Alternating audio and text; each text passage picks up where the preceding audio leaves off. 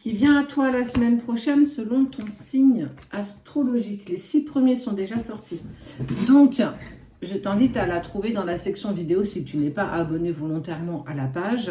Seuls ceux qui sont abonnés à la page les auront dans son intégralité, c'est-à-dire dans la même vidéo. Bélier, Capricorne, Lion, Scorpion, Cancer et Taureau.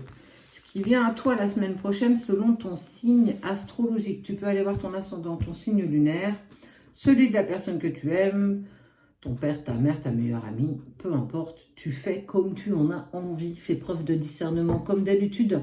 Je t'ai parlé des Reels. Les Reels, ce sont des vidéos d'1 minute 30 qui sont des extraits de nos vidéos. Donc, certains pensent qu'il faut être abonné pour les avoir en entier, mais pas du tout. Regardez un peu plus loin que le bout de votre nez, hein, quand même, à un moment donné. Essayez de faire preuve de curiosité dans la vie. Il faut faire preuve de curiosité. Dans tout ce qu'on fait, une opportunité s'offre à nous. Sois curieux. Lance-toi. Expérimente. Et faites attention aux faux comptes. Quand tu es en contact avec nous, tu demandes un vocal avec ton prénom. Tu entendras notre voix, soit la mienne, soit celle de Cédric. Si tu as un doute, tu règles rien. Déjà dit, c'est pareil, les signaux d'alarme à un moment donné. Bon, regarde, on te parle de quelque chose d'éphémère. Il y a quelque chose d'éphémère. L'amour. Ok. On te parle d'un nouveau départ en amour. Nouvelle personne, nouvelle rencontre, ancienne personne, ancienne rencontre.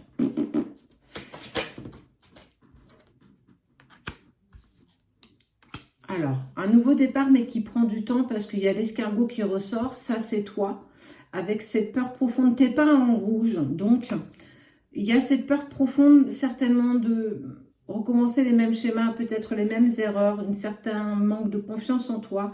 On sent que c'est un petit peu compliqué pour toi actuellement, émotionnellement. Il y a une envie de nouveau départ, mais c'est pas pour autant que tu te lances. Il y a une envie de toi, une partie de toi qui dit oui, une partie de toi qui dit non. Est-ce que tu es prête? Est-ce que tu n'es pas prête? Est-ce que tu as envie? Est-ce que tu n'as pas envie?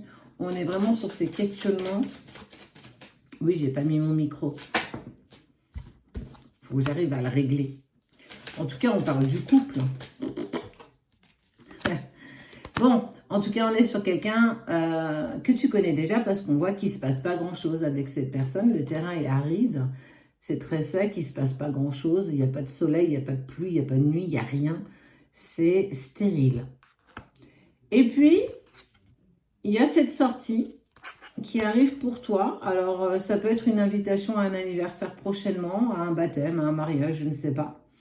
Une envie d'aller prendre un verre avec une copine, aller au cinéma, un resto, peu importe en fait. En tout cas, il y a une invitation qui se propose à toi la semaine prochaine.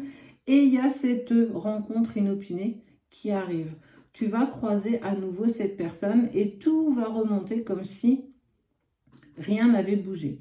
Tu es certainement dans un moment où tu ressens peut-être un peu moins le lien, où les choses sont un peu plus passives. On est plus dans quelque chose de serein. En fait, on ne ressent plus grand-chose et je me suis peut-être trompée dans ma relation, en tout cas de ce que je pensais qu'elle était. Plein de questionnements ont tendance à remonter. Mais quand tu vas revoir cette personne dans ce moment inopiné, j'ai vraiment envie de te dire prépare-toi parce que tu vas être submergé d'un tsunami émotionnel qui est intense. Parce qu'on ne s'y attend pas, parce qu'on pense que les choses sont passées, parce que le temps a fait son œuvre, les choses se sont apaisées, les émotions, mais aussi une partie de tes angoisses. Et là, tout remonte. Qu'est-ce que c'est beautiful! Tu vas avoir envie de te protéger de tes pensées. Non, non, il est hors de question que je repense à lui ou à elle. J'avais décidé d'avancer, de laisser tomber.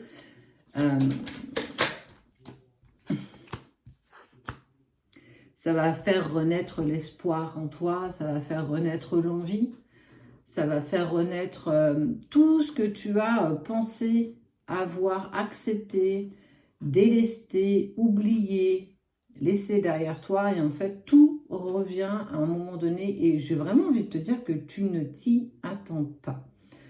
Cette sortie, elle n'est pas la semaine prochaine. C'est une proposition qui est faite la semaine prochaine en lien avec quelqu'un que tu connais qui va t'inviter.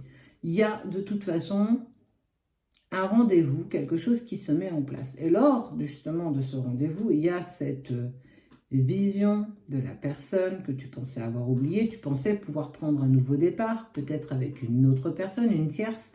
Et là, patatras, tout te revient en plein visage. Et ça va faire renaître l'espoir. Pas l'envie, pas la patience, pas l'attente, mais l'espoir. L'espoir que les choses ont sans doute changé. On ne croit jamais personne dans sa vie par hasard. Il y a toujours un sens. Alors, ça fait renaître l'espoir, mais ça fait renaître aussi tes doutes. Tes doutes sur la relation. Pourtant, on voit quand même une communication harmonieuse, un retour harmonieux. En fait, on n'est plus du tout sur les vieux schémas qu'on a pu avoir, sur ces rancœurs, l'amertume, une colère. On n'est plus du tout là-dessus. On est vraiment sur oh, « je suis trop contente de te voir, j'espère que ça va pour toi ». Il va y avoir et falloir écouter ce que l'autre a à te dire, ce qu'il a traversé, comment il va. En fait, ça va être un petit temps où vous allez pouvoir converser tous les deux de ce que vous avez fait, mais surtout apprécier tout ce que vous allez vibrer l'un par rapport à l'autre. Rien n'est fini, tout est un recommencement. Il y a vraiment quelque chose qui t'indique beaucoup d'espoir face à ce retour de cette personne dans ta vie.